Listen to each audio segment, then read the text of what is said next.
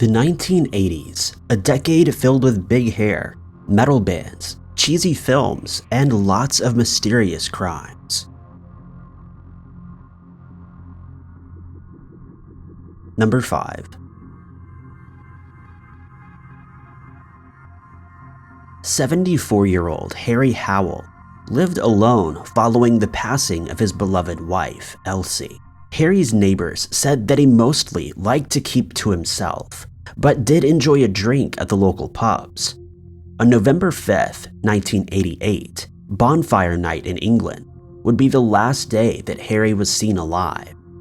It wouldn't be until November 22nd, 1988, that his body would be discovered in his home.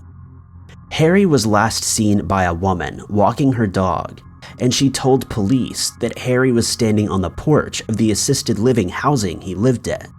Harry lived alone following the passing of his wife that previous October, and was medically vulnerable. He'd suffered from a minor stroke, was visually impaired, and slightly deaf.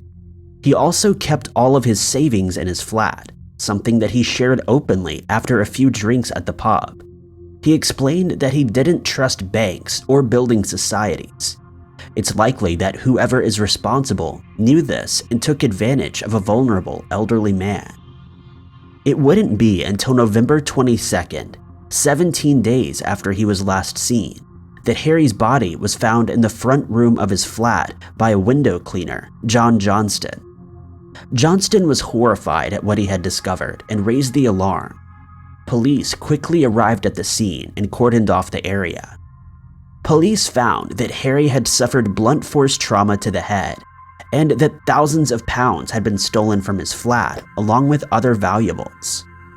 The coroner was able to determine that Harry had been deceased for 16 days, but was not quite able to determine what instrument had been used. Police were now left with more questions than answers. How had Harry gone undiscovered for 16 days when he lived in an assisted living building? According to one article, residents were checked on at least 6 times a week, so how did nobody pick up on this? One employee told police that a note, supposedly from Harry, was placed on the notice board on November 6th saying "no milk, gone away for 2 weeks holiday." However, days later, the notice had mysteriously vanished.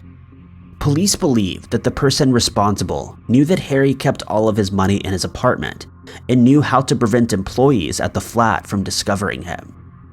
The only solid piece of evidence in Harry's case was a Burton's bag found in his apartment that contained 2 beef and horseradish sandwiches.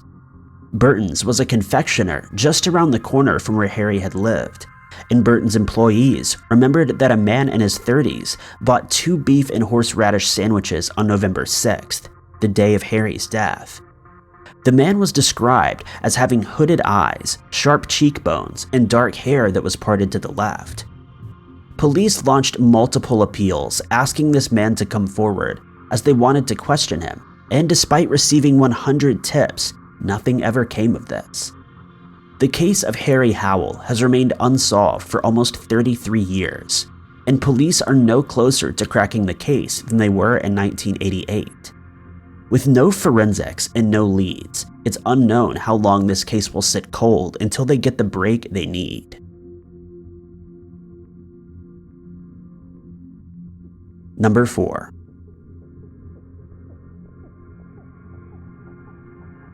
On July 19, 1989, children playing near the Flat Rock Run Creek in Ohio came across a discarded shoe. They continued down the creek and through the weeds when they came across the body of a young man entangled in the brush. After realizing what they had discovered, the children ran home and told their parents what they had found. In turn, the Marion County Sheriff's Office was called to the scene and the investigation began. It was estimated that the man had been deceased for 3 to 6 weeks. His remains were classified as decomposed and they were too deteriorated for the coroner to be able to determine a cause of death. The coroner did find a mark on his neck indicating the possibility of foul play, and his death certificate reads undetermined presumed homicide. Police began cross-referencing the man with known missing persons from the area. However, this yielded no results. They expanded their search statewide, but still found nothing. Despite a lengthy investigation, the Marion County Sheriff's Office was unable to determine the man's identity and named him the Marion County, Ohio John Doe, or sometimes known as Luther. Luther was found wearing a flannel short-sleeved black and red striped shirt, a multicolored knitted jumper with a diamond and zigzag pattern, Dakota brand blue jeans, dark red ribbed socks, and black Adidas Continental tennis shoes in a size 9.5.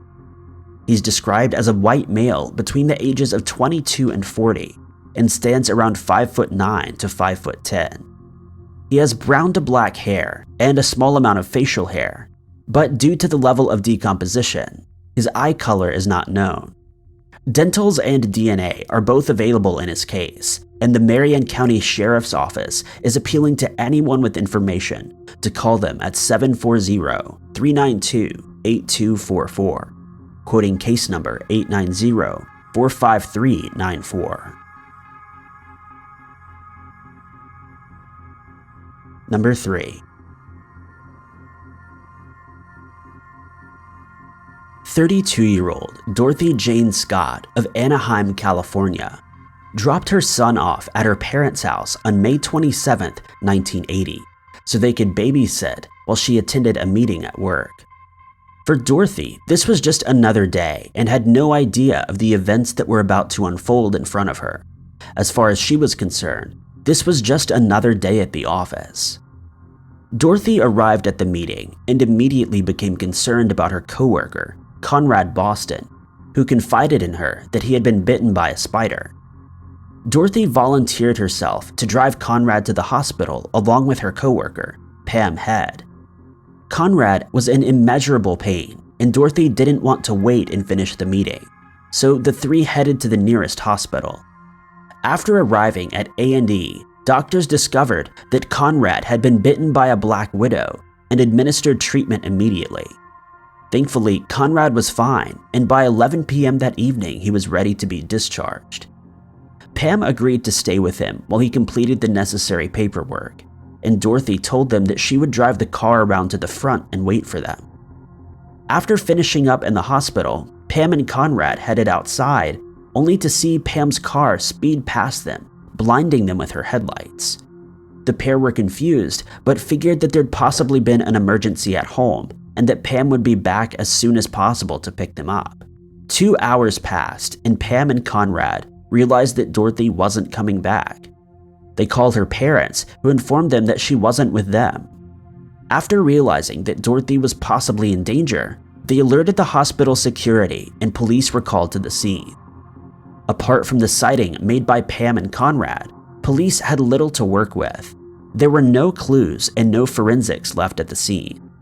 That was until they began interviewing those closest to Dorothy and found out that in the weeks leading up to her disappearance, they'd been receiving creepy calls from an unknown caller. The caller would call her, describing the intimate details of her life and repeating over and over again that he was always watching her.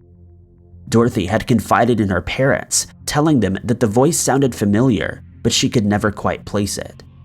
She'd become so alarmed about the calls that she'd taken up self-defense classes in case the anonymous caller came after her. As the months passed, police were still no closer to solving Dorothy's case. They followed every lead to its end, but still had nothing to work with. That's when the calls started. Every Wednesday, Dorothy's parents would receive a call from the anonymous caller asking them if Dorothy was home. Sometimes he would even taunt them. The calls stopped in 1984 when Dorothy's remains were discovered along Santa Ana Canyon Road in Anaheim Hills. Her burned-out car was also found in a valley not far from the road. Despite the numerous calls the anonymous man placed to Dorothy and her family, police have never been able to trace the number and uncover his true identity.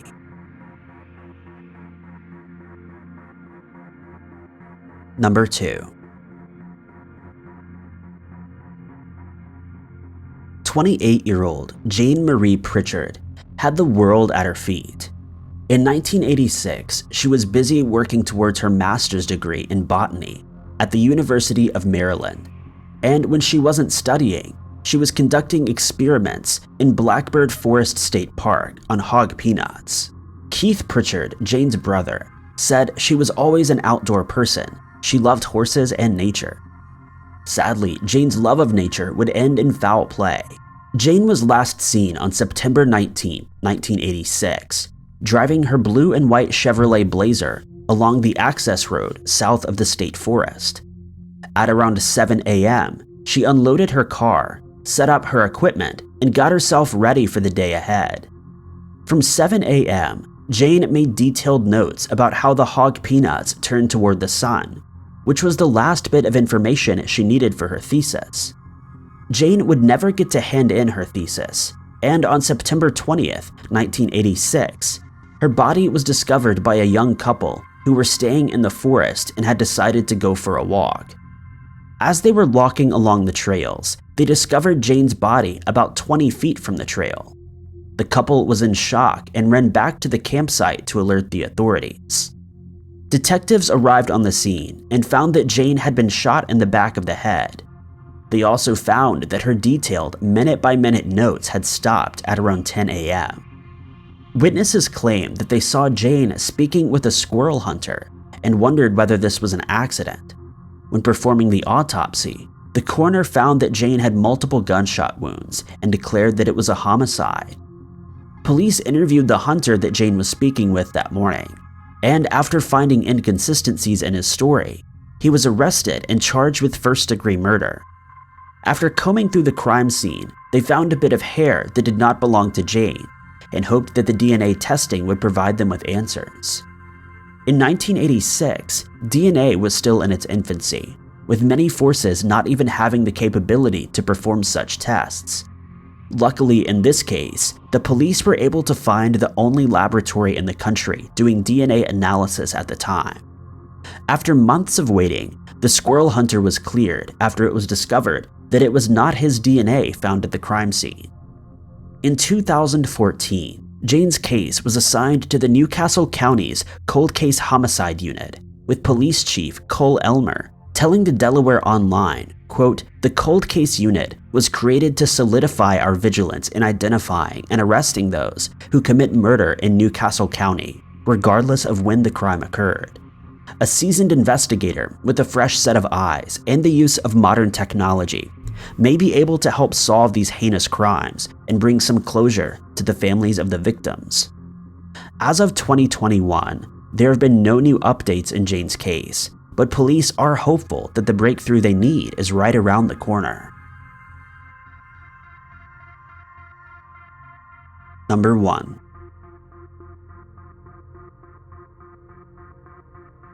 On July 15, 1982, cemetery maintenance workers at the Cedar Ridge Cemetery in Blairstown, New Jersey, came across the body of a young woman in the southeastern corner near a creek. Police quickly realized that the young woman had been deceased for several weeks before her discovery, and more recent estimates put her post-mortem index down to 1 week. She'd suffered trauma to her face, and her cause of death was listed as blunt force trauma. The woman was found wearing distinctive clothing, a V-neck with the yellow, blue, and black piping, and a red, white, and blue print shirt that had a border of peacocks along the bottom.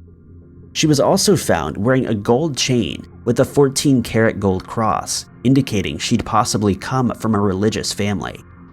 Police analyzed the clothing and theorized that the clothing had possibly been purchased from a shop in Long Island, New York. After contacting the manufacturer, police found that the clothing the young woman was wearing had been manufactured in the Midwest. Details about the young woman were released to the media, and a witness came forward claiming that she had seen the woman fitting her description in a clothing shop near where she was discovered. Despite this lead, the woman was unable to provide any other information, such as the name or where she might be from. The young woman had not been carrying any identification, and as months passed, she became known as Princess Doe. In 1999, Arthur Kimlaw confessed to killing Princess Doe. However, without solid evidence, police were unable to secure a conviction against him, and he was never charged. An isotope test indicated that Princess Doe may be from Arizona and spent at least 10 months in the Midwestern or Northeastern US before she passed. Princess Doe is described as a white female between the ages of 18 and 20, 5'2" to 5 foot brown, with brown straight shoulder-length hair. Her eye color is unknown, and she was found wearing blue eyeshadow and nail polish only on her right hand. She had both of her ears pierced, with her left ear being double pierced. Dentals, DNA, and fingerprints are available in her case, and anyone with information is asked to contact the New Jersey State Police at 800-709-7090. Thank you guys so much for watching. If you liked this video, be sure to click that like button. Also, don't forget to subscribe and click that notification bell to keep up to date with all of our future uploads. But I've been Ty Knotts, and I'll catch you guys in the next video.